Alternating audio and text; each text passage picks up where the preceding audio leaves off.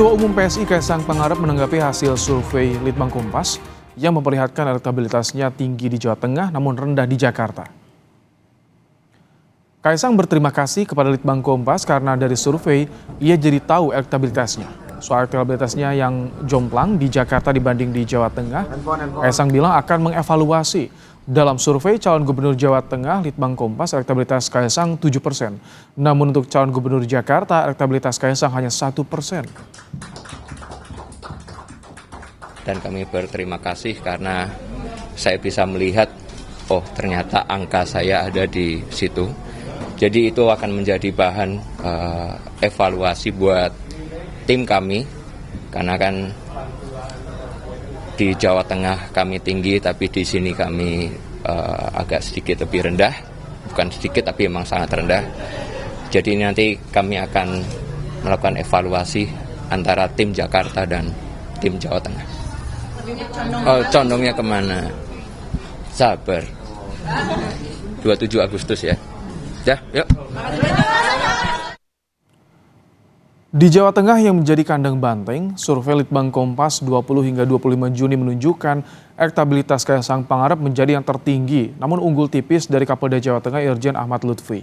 Dengan model survei pertanyaan terbuka atau top of mind, elektabilitas Kaisang sebesar 7%, Ahmad Lutfi 6,8%. Mantan Wakil Gubernur Jawa Tengah Taci Yassin Maimun 3,2%, Raffi Ahmad 2,8%, dan Diko Ganinduto 2,6%. Disusul sejumlah nama lain seperti kader PDIP Hendrar Prihadi dan Ketua DPD PDIP Jawa Tengah Bambang Wuryanto atau Bambang Pacul. Peneliti senior Litbang Kompas Toto Suryaning Tias menilai Pilkada Jawa Tengah masih dinamis karena nama-nama calon gubernur Jawa Tengah yang terjaring survei kali ini baru dipilih oleh sekitar 36% responden. Sisanya sekitar 64% responden belum menentukan pilihan. Dalam kalkulasi Toto, meski elektabilitas Kaisang dan Ahmad Lutfi teratas, duet keduanya sulit diwujudkan karena belum memperhitungkan basis masa Islam tradisional. Sementara jika maju sendiri-sendiri, peta pilkada lebih kompleks. Dua basis ini kan harus dirangkul. Nah, kalau taruhlah Pak Ahmad Lutfi dan Kaisang digabung, perwakilan basis masa Islamnya di mana? Jadi ada problem di situ. Lalu siapa yang harus dimajukan gitu? Kalau Kaisang dimajukan, Pak Ahmad Lutfi tidak dimajukan. Kalau Pak Ahmad Lutfi misalnya digandeng oleh PDI misalnya, ceritanya bisa beda. Atau Pak Ahmad Lutfi digandeng dengan calon dari PKB, gabungan PKB, PKS, dan P3 misalnya. Itu ceritanya akan bisa berbeda.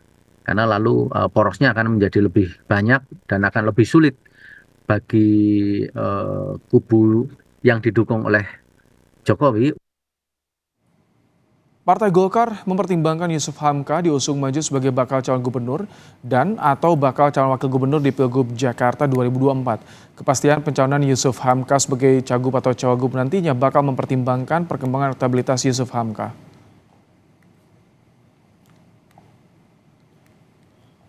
Sebagai menginstruksikan kepada saudara Haji Yusuf Hamka sebagai bakal calon gubernur DKI Jakarta atau bakal calon wakil gubernur DKI Jakarta. Kalau calon wakil gubernur kan sudah bilang, dari Pak Ketua Umum kepengen saya dengan Mas Kaisang. Tapi kalau saya menempatkan diri saya ini kayak, mungkin teman-teman masih tahu nggak, kunci Inggris, tahu nggak kunci Inggris? Hama apa aja bisa pas. Saya bisa jadi wakilnya Mas Kaisang, ya kan? Saya bisa wakilnya Pak Ahok, saya bisa wakilnya Pak Anies, siapa saja gitu. Bahkan kalau Pak Ridwan Kamil juga mau, saya bisa menyesuaikan diri. Saya nggak ada masalah.